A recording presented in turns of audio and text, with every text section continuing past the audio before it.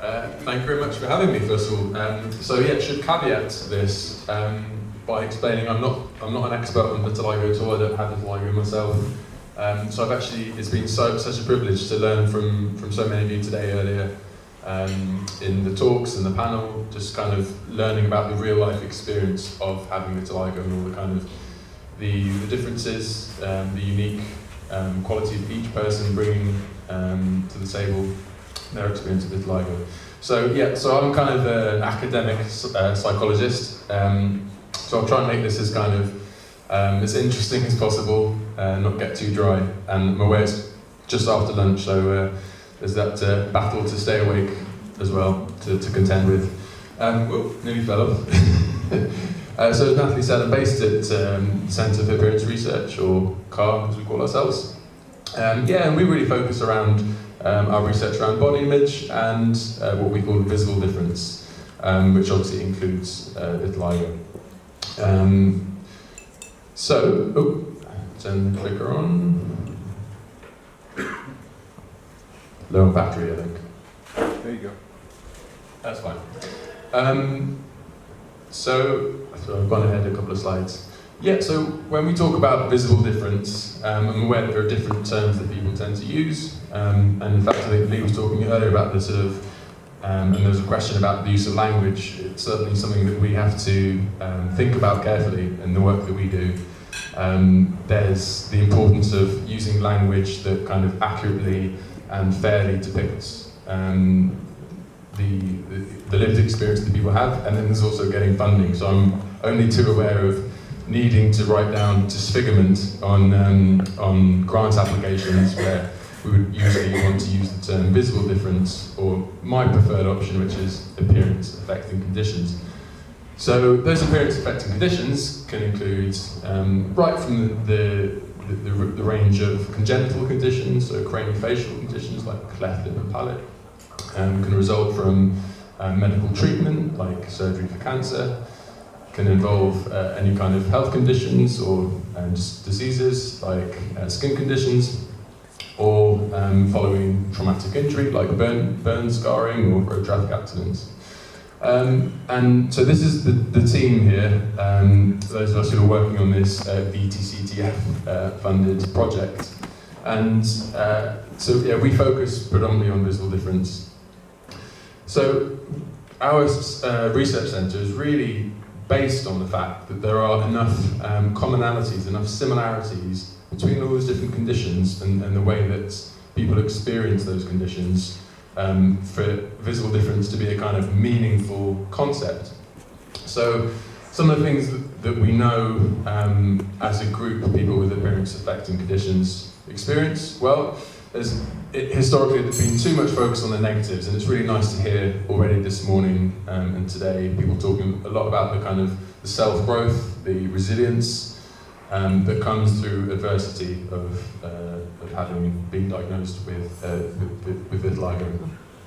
There are, of course, a percentage of people who, at least at some point may struggle with real difficulties. So, some of that is kind of through social interaction as well, and other people's attitudes and ideas, or lack of understanding. So, being confronted with unwelcome attention, staring, comments, questions, etc. And for some people that can lead to social anxiety, fear of judgment, avoiding social situations as well, public situations. So it's very real problems that many people deal with, and that's kind of a lot of what our research is based around, understanding it and trying to help people. So there's this thing called the Appearance Collective, which is a group of charities who represent different appearance affecting conditions, vitiligo being one, and we're happy to say that recently Vitiligo Society has joined, so welcome to this group. And really the research that we're doing as part of this project is for all of these charities, so it's for Vitiligo Society UK, so we need to make sure it's relevant. So with that in mind, we're going to, there's too much, but we've got a group of research priorities, things that we really want to make sure that we target. And this was kind of agreed with the Appearance Collective, those different charities. So one example, we talked heard a bit about social media earlier. So understanding the impact of social media and social media literacy regarding visible difference. So that's both the way that people with a visible difference use it, benefit from it, find it difficult, and the way that other people can use it to get good messages out there. And then the two priorities that I'm really focused on in my work is improving our understanding about the incidents and the experience, the lived experience of people with visible difference. And then importantly, in terms of actually having some kind of impact on people's lives, developing new interventions, so psychological interventions for us, that's the work that we do, for people adversely affected by visible difference. So with that in mind, my research question kind of, it's fairly controversial in that a lot of the research before makes an assumption that, you know, in order to enjoy a good quality of life, you need to feel good about the way that you look. So have a good, you know, body image. And I would never kind of dismiss that, because it's really, we know how linked that is with well-being. And so I'm in no way saying, don't worry about that, don't focus on it. My question though is that, is feeling about one's appearance the only way to enjoy a good quality of life? Can you have thoughts and feelings about your body that aren't so positive, whilst at the same time living a really enjoyable, meaningful life? So is there another route? So what I'm looking at is this the thing called psychological flexibility. So it's kind of an idea within the psychology literature, and it's based on, or it's the mechanism within something called acceptance and commitment therapy, or training, as we like to call it, when it's not kind of based on more clinical therapy. So we call it ACT for short. And it's a good name because it really is all about acting and action rather than focusing on thoughts and feelings. For some of you may have heard of something called cognitive behavioral therapy. Just kind of for your information, it's related to it, so it's a form of CBT. So what is it? Well, one way of understanding it is being aware, open and accepting towards your moment-to-moment experience and focusing on doing things you care about. Or accept what is out of your personal control and commit to action that improves and enriches your life. So essentially, in a nutshell, it's mindfulness plus valued action. So they're being aware and open and accepting of what's going on in any moment, that's the mindfulness, and doing the things you care about, that's the valued action. Probably the best way to understand it is through a metaphor that's often used within ACT, called passengers on a bus. So we've got a little animation.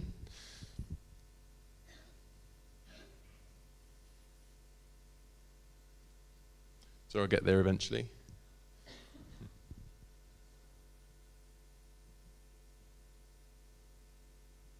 So I need an adult, please. Not sure I'm the best adult, but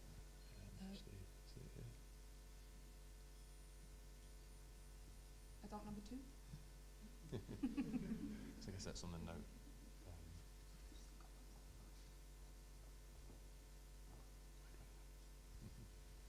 There's a link on the PowerPoint. Okay. Let's suppose that you're writing a really important email to a colleague. Or a post op.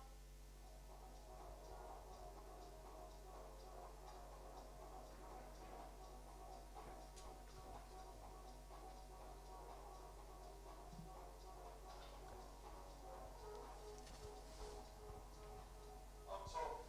This is the story of my bus and life. On the journey, I pick up lots of messages, memories, thoughts, emotions. Some pleasant, some less pleasant. Sometimes happy, then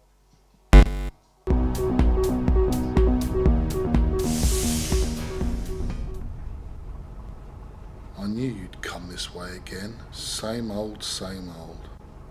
You're pathetic. What a grumpy lot. Don't worry, driver, I can sort them out.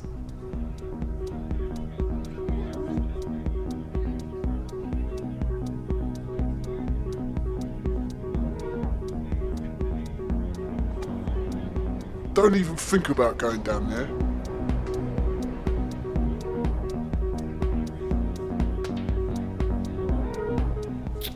That way will never work out.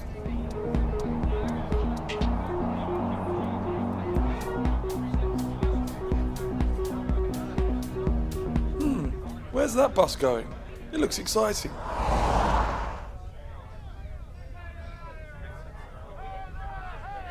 What do you think you're doing? You think you have what it takes? You'll just fail like last time. Dream on. What's the point? It's too much work. Why take the risk? Haha, it's not like it's your choice. This is my bus. Okay, I'll turn around. Just be quiet.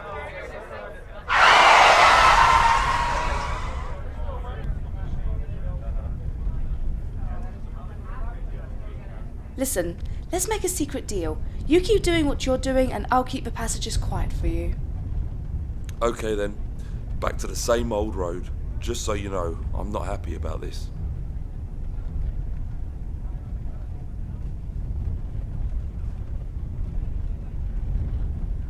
I like driving buses, but what I'd really love to do is be a race driver. Loser, what do you think you're doing? Better stick to what you know or the deal is off.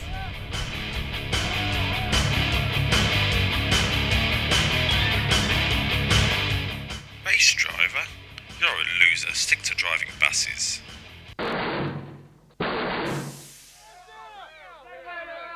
Right, that's it. This is my bus. Get off. Yeah, fight me. Let's see where that gets you. You pathetic excuse for a driver. Your bus ain't going anywhere now. I don't know why you bother driving. Hey, what's going on in that bus? Things seem to be happening differently. You're not allowed to go that way. We've got rules. Thanks for the feedback, guys, but this is my bus. Maybe I don't need to get rid of this bunch. They could just come with me for the ride.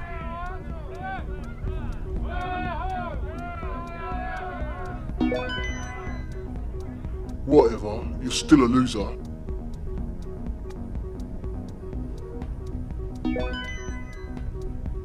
I don't know about this.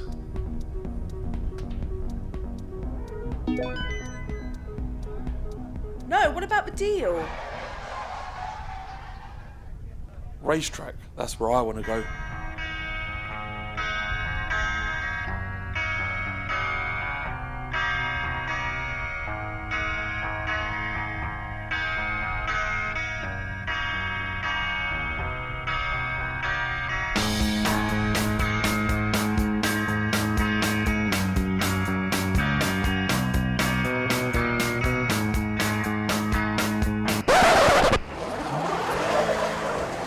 See, we told you. What were you thinking? You could never be a racing driver. Just play it safe.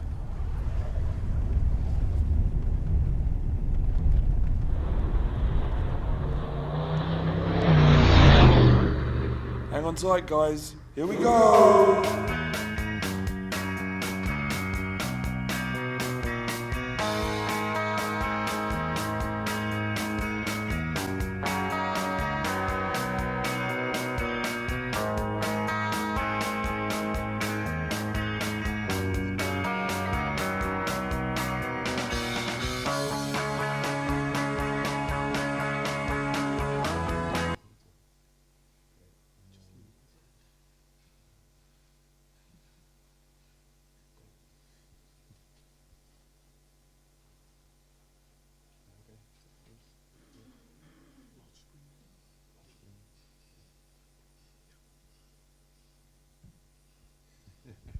Thank you.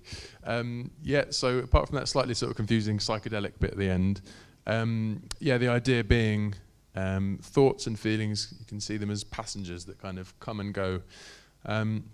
So we know from the research that, you know, some of the thoughts that people have, so this is people who've have visible differences, including vitiligo, some of the thoughts that they've described, everyone else looks perfect, only I'm different. People won't be interested in getting to know me because of how I look. I will stand out as usual and people will stare at me. So according to the psychological flexibility model, how do we deal with those kind of thoughts? Well, there's something called diffusion. So you can see this guy on the left looking at the screen that says there's something wrong with you. So he's kind of leaning right in, really fused with those thoughts, like it's real, and you can see how he's kind of responding as a result. It's kind of taking up his whole world. Whereas the guy on the right has taken a step back and is just a little bit more removed from the thought.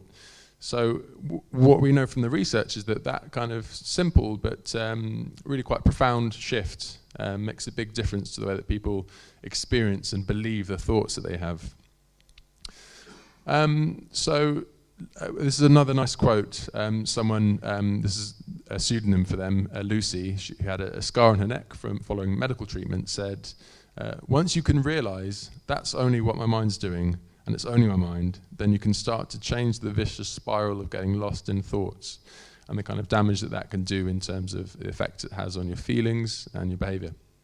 So how can you diffuse from your thoughts? It sounds nice and straightforward, but how do we do it? So this is alongside ongoing mindfulness practice, where you'd essentially just observe your experiences, which can include kind of all of the weather, the noise, the thoughts that go on in your head. So there's a couple of really practical ways of doing this as well. So one way is to think of a thought that kind of often comes up and can be quite distressing.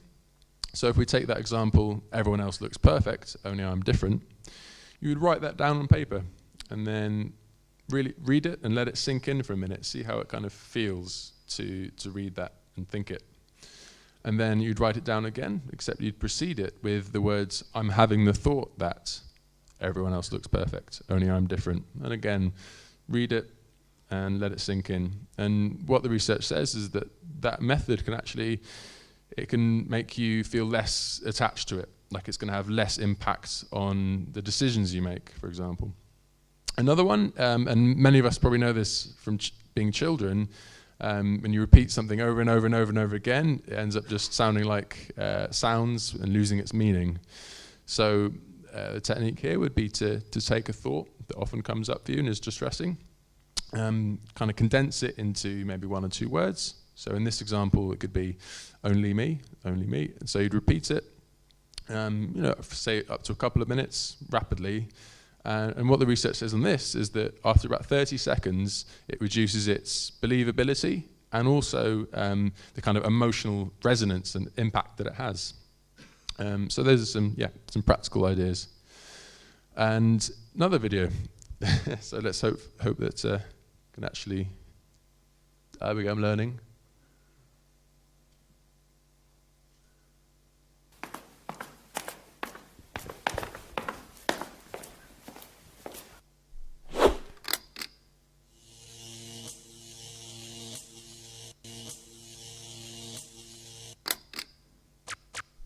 It often seems like we've got a struggle switch at the back of our mind.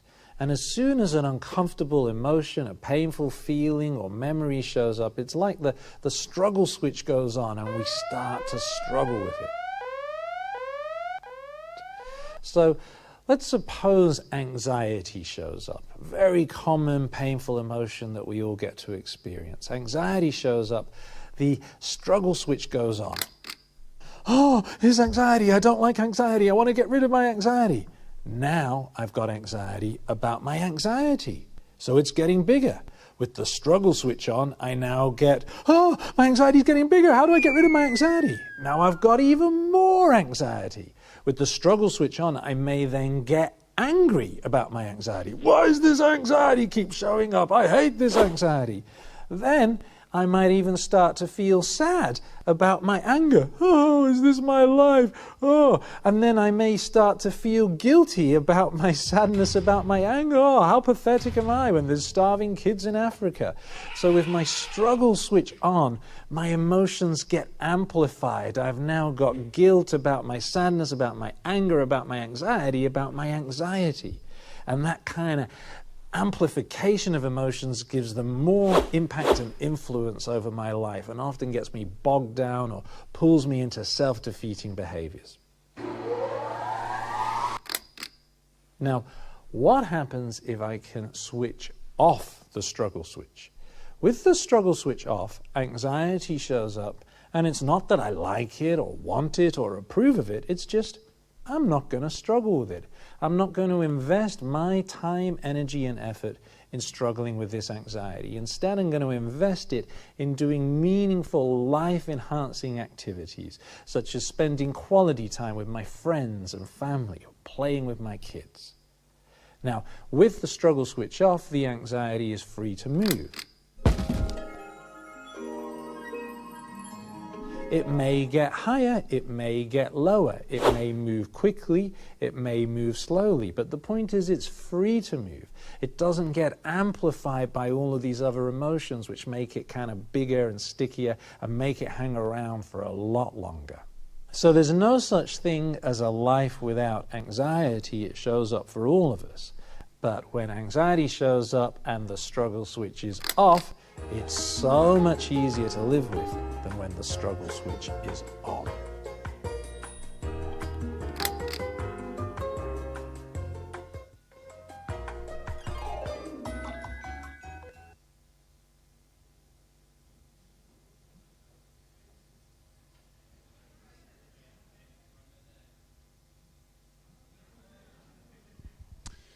So really what that idea is about is that not just thoughts but emotions as well can kind of come and go if we allow them to. Of course, there will be periods where it sticks around for longer. But by kind of resisting them, we allow them to persist. That's the idea. So the other part of psychological flexibility is values. So what do we mean by values here? Really, they are personal qualities or characteristics that you can act out. That's the important thing, something that you can actually enact. And what do they give us? Like, what's the point? They give us an internal compass that guides both our everyday decisions. So, for example, some friends asking you out for the evening for drinks.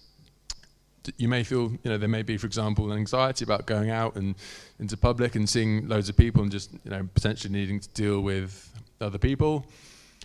So you can then consciously bring to mind a value that may help you to go and do that. So whether it's fun, friendship, for example. It can also help with kind of long-term or more planned action as well, like setting goals. So it could be, this year I want to apply for a new job, despite anxiety around an interview, fear of judgment at the interview, and potentially meeting lots of new colleagues. But I'm going to do it because my value of ambition or self-development is actually that's what I want to be driven by, rather than the fear. How do you do it? Again, it sounds cool, but how do we clarify, figure out our values? One way is to ask the right questions of yourself. A more kind of morbid method is to imagine your own funeral and someone doing a eulogy. What would you like them to be saying about how you've lived your life? What things would you like to have enacted? A less morbid version is to think about maybe a graduation ceremony, anniversary or birthday. Again, the same question, what would you like someone to say about you? And then a really practical way of doing it is, as you can see here, you can actually buy these, a pack of cards. Each card has a value on it, so we can see some examples. Learning, creativity, loyalty. And there are blank cards as well, if you want to add your own. The idea is that you would read through them and sort them into 3 piles, very important values, averagely important and not so important.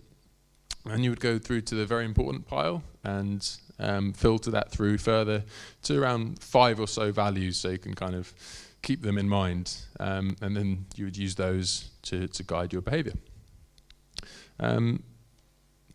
So that's psychological flexibility in a nutshell. So how might it apply to vitiligo?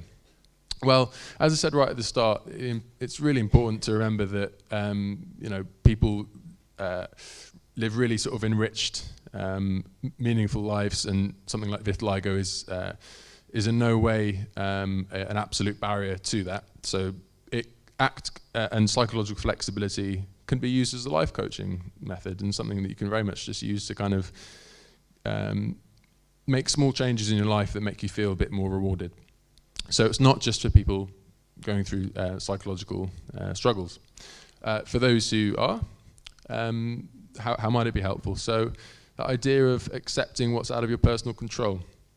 Well, clearly with vitiligo, to differing degrees, the white patches in one's appearance can often be out of one's control. So a sense of, I think there's been quite a lot of talk already today about self-acceptance and just acceptance of the kind of maybe the fluctuation, the comings and goings, and sometimes the kind of stuckness of one's condition.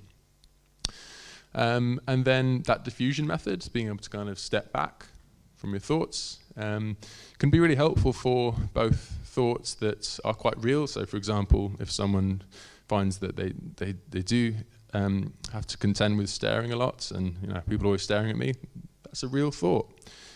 So taking a step back from that and just being less driven by it.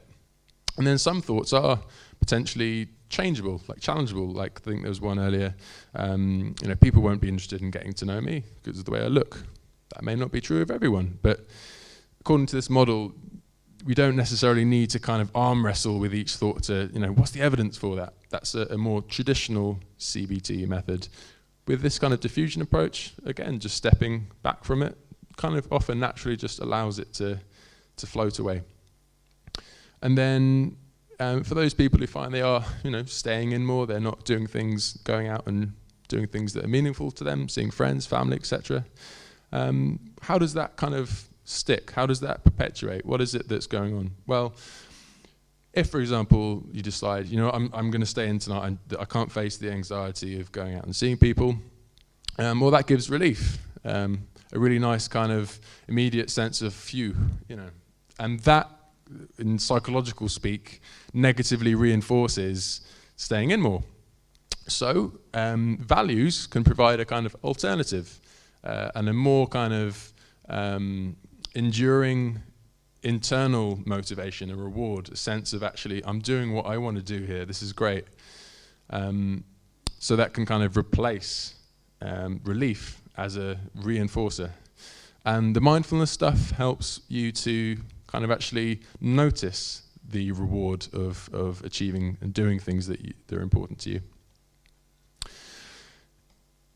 So, what about skin camouflage? Good question, I'm glad you asked. And clearly it's a kind of very much a live debate within the sort of vitiligo community.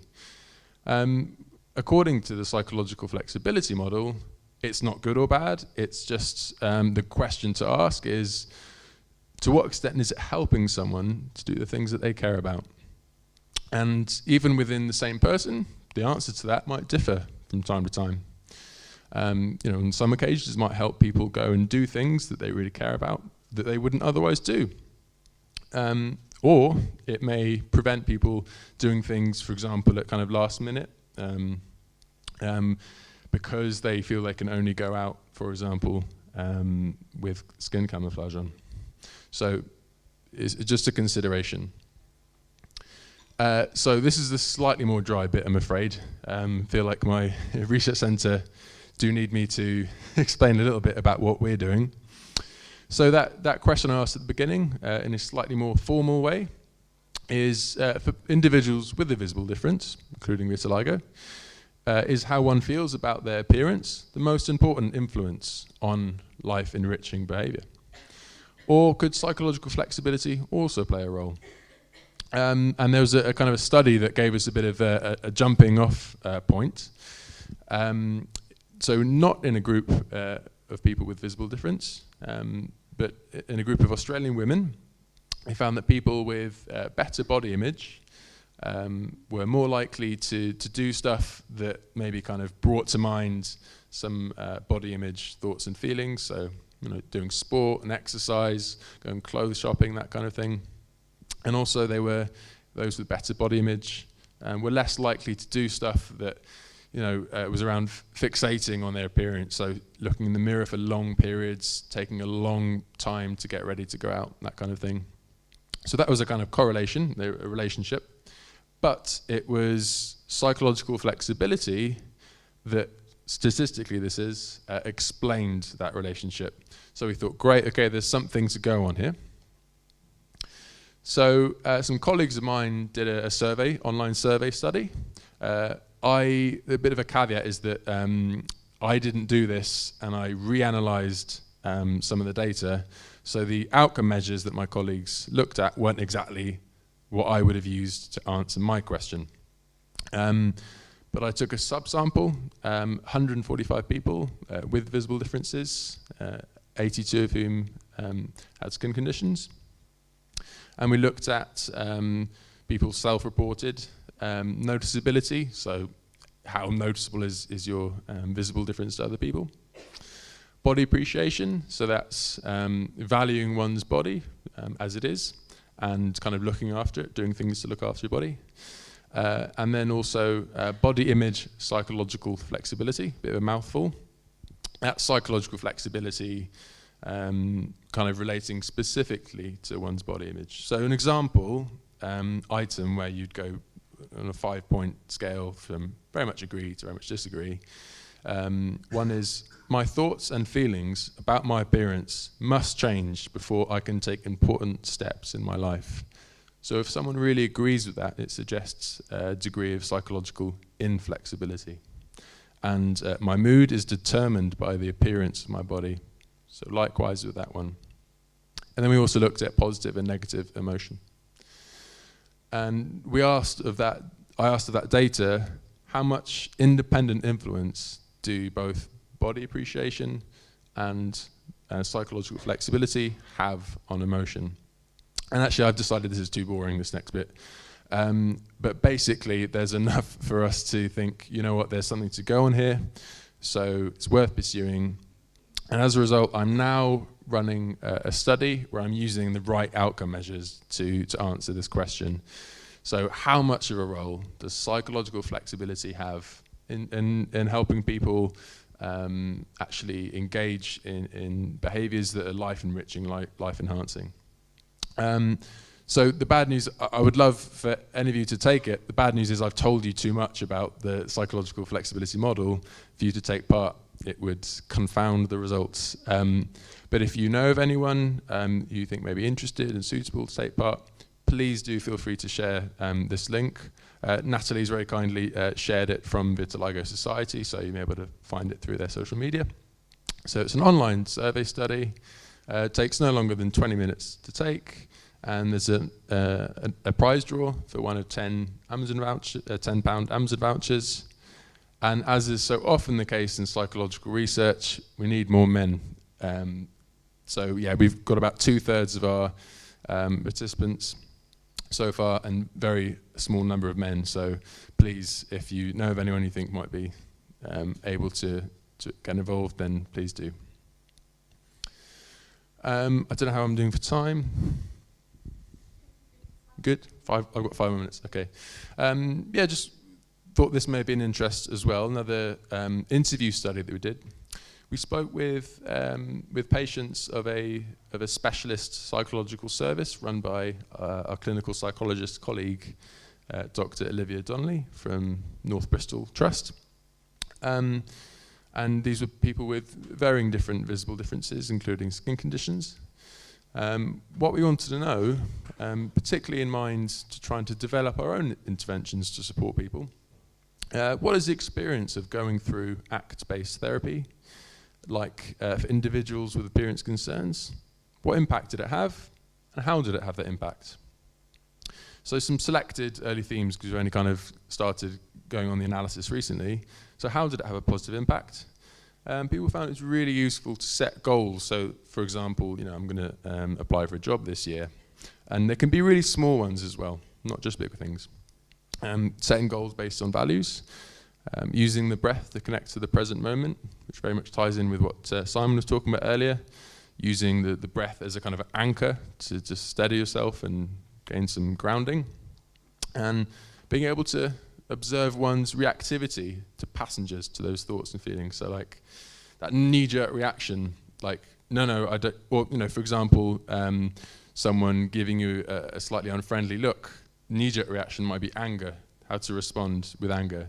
And actually being able to slow down your response, say, oh yeah, there's anger, there's some anger.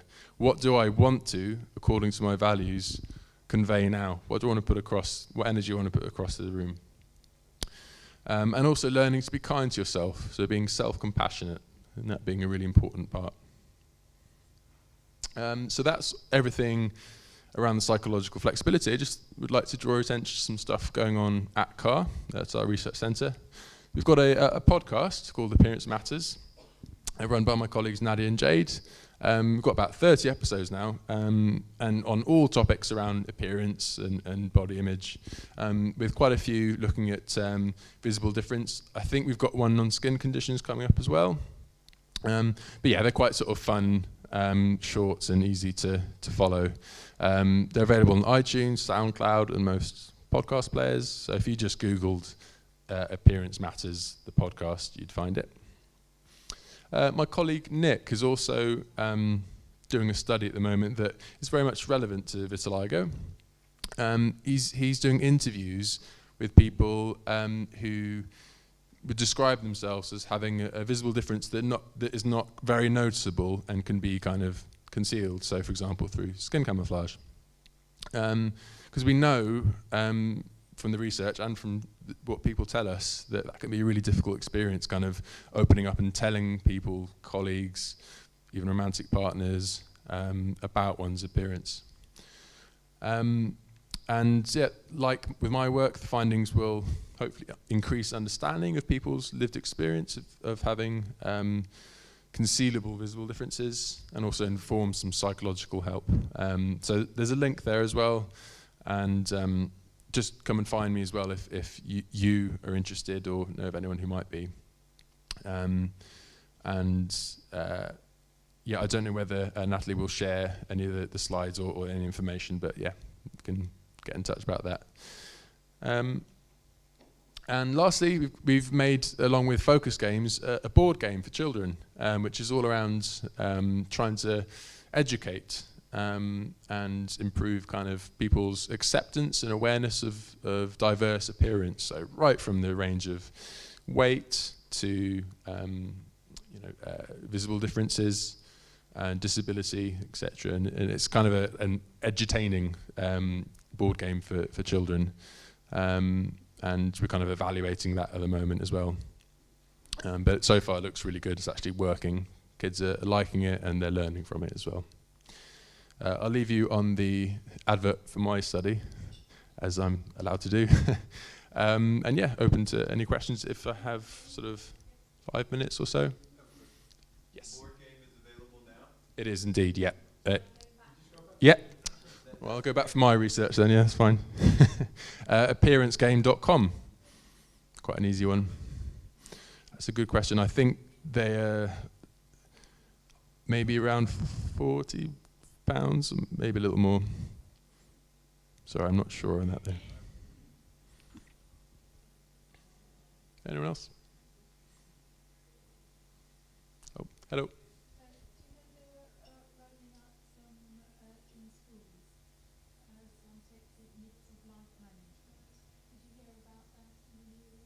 I'm sorry, I couldn't quite hear that. Mm-hmm.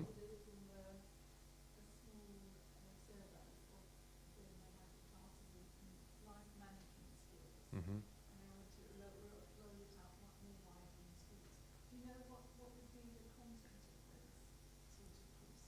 Of the life, so you're asking about life management sort of training or education? Mm-hmm.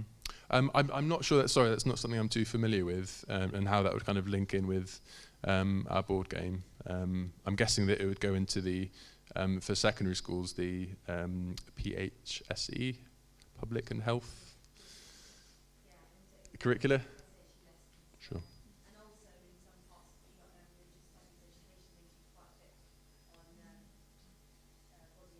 Mm. Sure, of course, because you've actually run that yourself, haven't you? Yeah. Mm.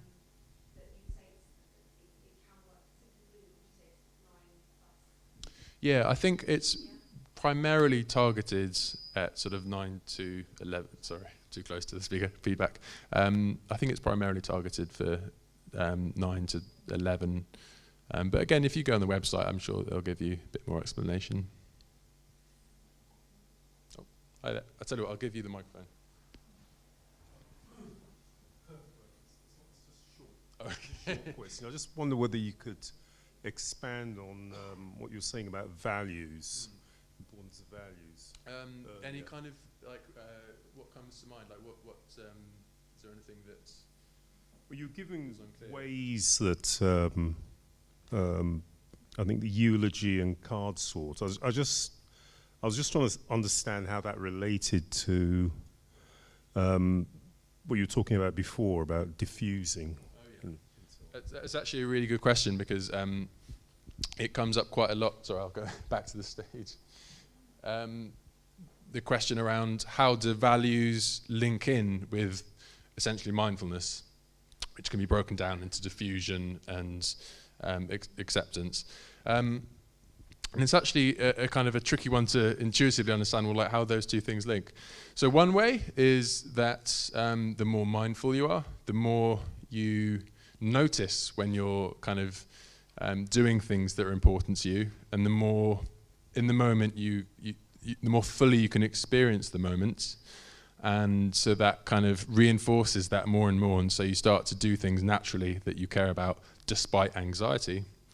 The other way that mindfulness ties in with values is that it enables you to do things that you care about more despite emotion, because it's a way of managing that emotion.